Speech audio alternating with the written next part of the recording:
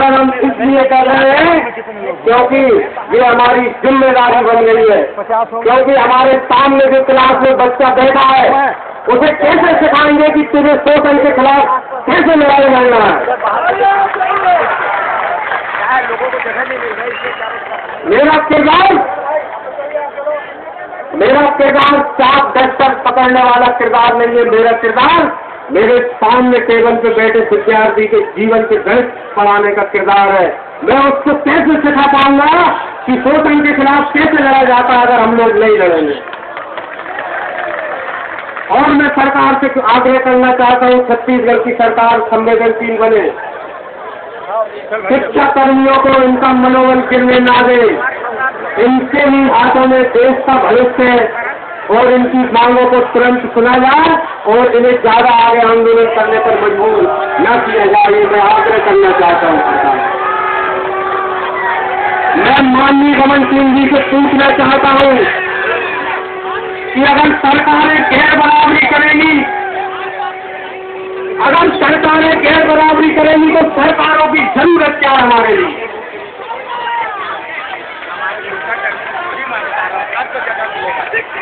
हमने चुनी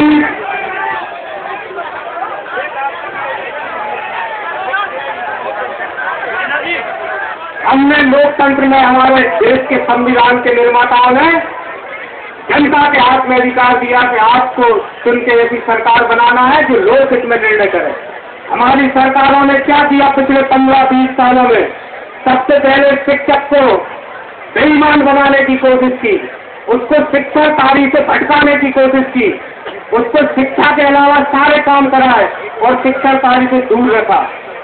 दूसरा षड्यंत्र हमारी सरकारों ने शिक्षक के साथ क्या किया कि उसको कर्मी बनाया, उसको शिक्षक जो गुरु था उसको कर्मी बना दिया। और तीसरा काम अब ये सरकार क्या कर रही है?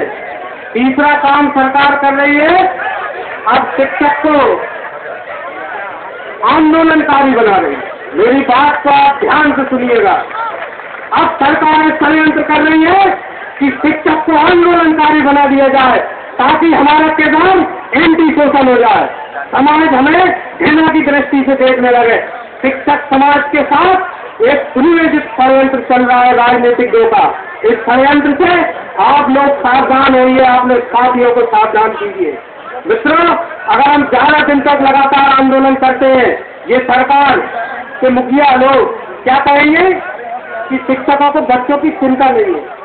हमारे किरदार को समाज का विरोधी किरदार बनाना चाहते, इसलिए आप सावधान हो जाइए। मैं संचालन समिति से अनुरोध करना चाहता हूँ, रणनीति को इस तरह से अंजाम दो कि जो शिक्षक का जो किरदार बदलने की कोशिश की जा रही है, इनके किरदार को सामने लाने की कोशिश की जाए।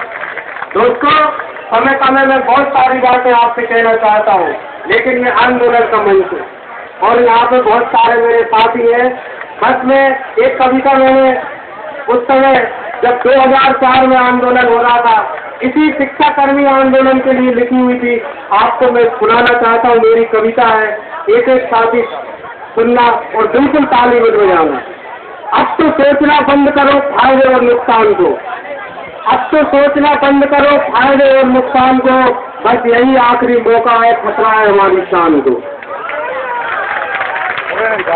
बस यही आखिरी मौका है, खतरा है हमारी शान को। न अमर रहोगे धरती पर, न सभी स्वर्ग को जाओगे। संघर्ष करोगे जीवन में तो ही कुछ पा पाओगे। और तू आगे और मैं पीछे, तू आगे और मैं पीछे, जल जल कर घटते जाओगे। एक के पीछे एक लगे तो लंबी लाइन पाओगे। कुछ भला सुनो, कुछ बुरा सुनो, याद ठहरो हर अपमान को, बस यही आखिरी मौका है, खतरा है हमारी शान को। मैदान भरा है अपनों से, न गैर किसी को पाओगे। गलत सही का ध्यान न रखा तो धर्म युद्ध नहीं कर पाओगे। युद्ध महाभारत का था, तब कहा कृष्ण अर्जुन से, मैं कृष्ण नहीं हूँ गीता का, फिर भी कहता हूँ जन जन से। और गांडीव रखे मुझे आने पर तुम दिखते हो तब अर्जुन। और मैं रमन सिंह जी से कहना चाहता हूँ, इन शिक्षा कर्मियों को 15-15 साल हो गए कि जुल्म और सितम और भी सह सकता था मैं तेरे, मैं तो मर भी सकता। जुल्म और सितम और भी सह सकता था मैं तेरे, मैं तो मर भी सकता था, मेरी जान अभी बाकी है। पर अब और जुल्म ढाना मेरे आता, मेरे कुछ और भी दिल के अरमान अभी बाकी है। तो मैं दोस्तों यही आपसे निवेदन करने आया हूँ, जब जब आपको जहाँ जहाँ जिस हैसियत में मेरी जरूरत पड़ेगी, मैं तन मन धन से आपके इस आंदोलन के लिए समर्पित रहूंगा। आप लोगों से सीखते जा रहा हूँ और मध्य प्रदेश में भी कोशिश करूंगा कि आपकी लड़ाई को पूरी ताकत से समर्थन दिया जाए, क्योंकि मैंने मध्य प्रदेश में भोपाल के मंच से 14 तारीख को कहा था कि यहाँ छायावती है, हकीकत तो रायपुर में चल रही है। और मैं आप लोगों को नमन करने इसलिए आया हूँ, मैं पूरी ईमानदारी और निष्ठा से बात देना चाहता हूँ कि हमारे मध्य प्रदेश का भी अगर अध्यापक का कोई उद्धार होगा तो उसके पूरे भागीरथ आप लोग ही होंगे, क्योंकि मैं जानता हूँ सियासत क्या होती है। और आप भी जानते होंगे कि ये दोनों सरकारें जो भी निर्णय करेंगी इस मिलन जुला निर्णय करेंगी, ताकि हालांकि मध्य प्रदेश में थोड़ी सी ये चूक हो गई वहाँ पे लेकर से कि आंदोलन अगर साथ साथ चलता तो बहुत आपको ताकत मिलती है और मुझे भी ताकत मिलती है। लेकिन हम यहाँ से जाने के बाद कोशिश करेंगे, आपके लोगों को संपर्क रखेंगे, प्रांतीय पदाधिकारियों से, जैसा आपका आंदोलन होगा जैसा आंदोलन वहाँ पे बनाने की कोशिश करेंगे, ताकि एक दूसरे से संबंध मिलता है। दूसरी बात, और मैं आपसे एक बात और कहना चाहता हूँ, कई लोग बहुत खुश होते हैं टीवी में न्यूज आती है, अखबारों में समाचार आते हैं आंदोलन सफल। मित्रों, हाथ जोड़ के निवेदन करना चाहता हूँ, मैं नहीं जानता आपकी क्या परिस्थितियां हैं, लेकिन खबर बने वो ठीक है, लेकिन आप उसके पीछे का दृश्य भी देखते जाना कि आप खबर में क्या बने। हमें भुगतर वेतन मांगने वाला भिखारी बना दिया इन सरकारों ने, हमारी बात को देरी से सुनने के कारण। जबकि मैं कहना चाहता हूँ कि जो सम्मिलियन की हम मांग कर रहे हैं, ये क्यों कर रहे हैं? क्योंकि हमारे पास छोटी छोटी रोज की इतनी समस्या शिक्षा कर्मी के साथ जुड़ी हुई है, हमारे अध्यापक के साथ।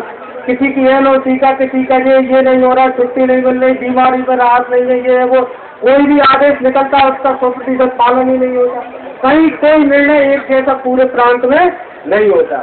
अगर एक एक मुद्दे के लिए अगर हम आंदोलन करने लग जाए तो रमन सिंह जी 365 दिन भी कम पड़ जाएंगे इससे मुद्दे शिक्षा कर्मी के पास। इसलिए इनकी बात को सुन लो और इनकी सम्मिलियन की मांग को यहाँ पर पूरी कर। और आप लोगों के लिए बहुत बहुत धन्यवाद। आप सब हमारे भागीरथ हैं, आपको प्रणाम नमन करके मैं अपना स्थान लेता हूँ।